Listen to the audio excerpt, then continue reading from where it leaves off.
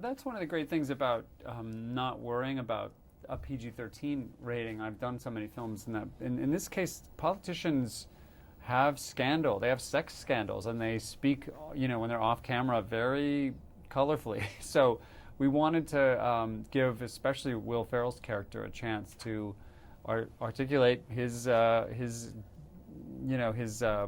what's the right word? His craziness, with colorful language. So we decided to also, we wanted there to be scandals that reflected the way they work in real life. There have been cases of people tweeting pictures of their body parts, and there have been cases of both celebrities and politicians leaving incredibly obscene messages on people's answering machines by mistake. So we just didn't want to water that down. And once they have that, they don't have any trouble going off, and we'd never go too far. The only time we might have almost crossed the line is that we did an entire scene with Dylan McDermott in fully nude. And I like your face when you saw that. He did a scene when he was in Cam's house after he had dumped Marty and wasn't organizing his campaign anymore, where Marty comes to visit Cam, and the way he finds out that Will Ferrell's character is being taken care of by Dylan McDermott's character is Dylan walks out of the shower stark naked and has a normal conversation.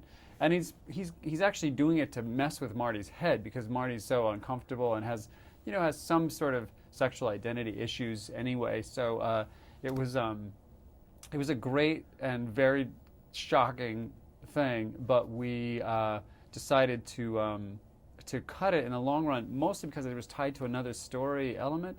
But it might have been a very, very striking moment. It might have been what people were talking about. It probably should be a very special DVD release of its own, all on its own. Special viral clip that I don't know where it would be allowed to be, but it's impressive. He's an impressive guy. He looks amazing.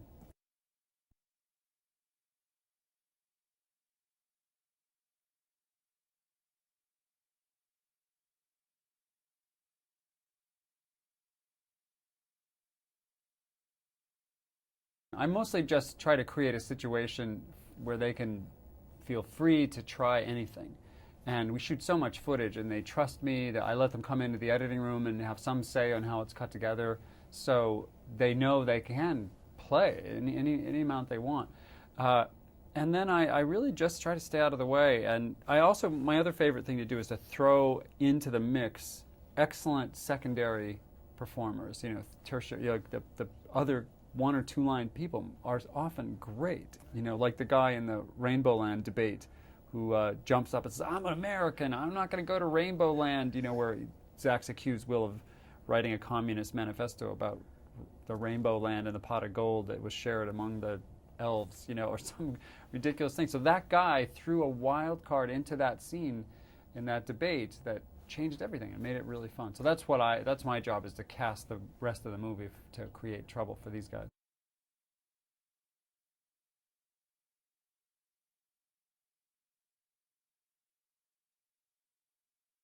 That happens all the time. My favorite example is in the film, it's common practice for politicians to accuse each other of not being religious enough to deserve to be in office. So Zach accuses Will of not being religious enough, not going to church.